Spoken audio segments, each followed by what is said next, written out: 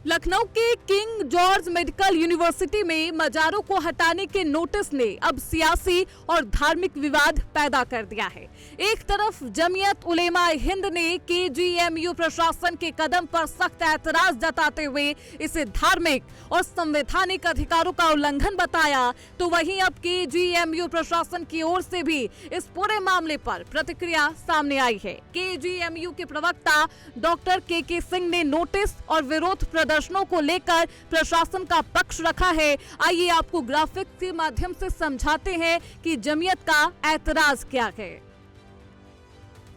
मौलाना मदनी ने ऐतिहासिक तथ्य सामने रखते हुए बताया कि जिन दरगाहों पर सवाल उठाए जा रहे वे 700 साल से भी अधिक पुरानी है, जबकि केजीएमयू की स्थापना साल 1912 में की गई थी। मौलाना मदनी ने आरोप लगाया है कि 26 अप्रैल 2025 को प्रोफेसर डॉक्टर के सिंह की निगरानी में आस्ताना ए हजरत हाजी हरमैन शाह की सीमा में स्थित वजू खाना, इबादतगाह और जायरीनों की सुविधाओं को बिना किसी अदालत आदेश या वैधानिक अनुमति के ध्वस्त किया गया। ये कार्रवाई एक तरफा है और पूरी तरह गैरकानूनी।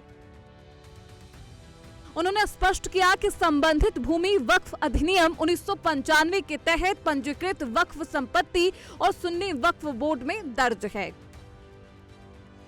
जमीयत का कहना है कि जिन मजारों पर सवाल उठाए गए वे केजीएमयू की स्थापना से पहले की है और इसका सीमांकन वर्षों पहले ही तय हो चुका था, लेकिन इन आरोपों पर अब केजीएमयू प्रशासन ने क्या कुछ कहा है वो भी सुनिए। देखिए, उन लोगों को यहाँ के लोग गुमराह कर रहे हैं। स्पष्ट किया जा रहा है कि शामीना जी की मजार और हरमैन साहब की दरगाह को कोई नोटिस नहीं दिया गया है, उनसे कोई इनसे लेना देना नहीं है। जिन 6 को नोटिस दिया गया है वो बिल्कुल अलग हैं, उनका कोई ऐतिहासिक विवरण नहीं है। वो 30-40 साल के अंदर की बनी हुई हैं और उसमें से आधी ऐसी हैं जिनका कोई देखरेख करने वाला भी नहीं है और गंदगी के ढेर में तब्दील है। हमारा विषय ये है ये स्पष्ट करना कि उन दोनों जो ऐतिहासिक मज़ारें हैं या प्लेस ऑफ वर्शिप है उसको ना कोई नोटिस दिया गया है ना कोई नोटिस देने का विचार है। बाकी जो 6 हैं उसमें भी अगर किसी को लगता है कि हम लोगों ने गलत नोटिस दिया है तो उसका जवाब दे दें और अगर वो उनका जवाब सही होगा तो उनके पक्ष में फैसला हो जाएगा।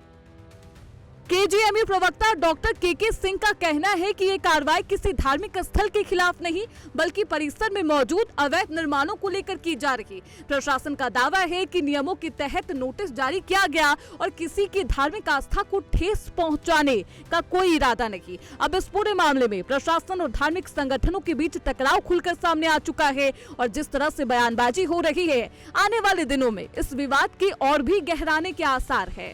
Bureau report, prime news.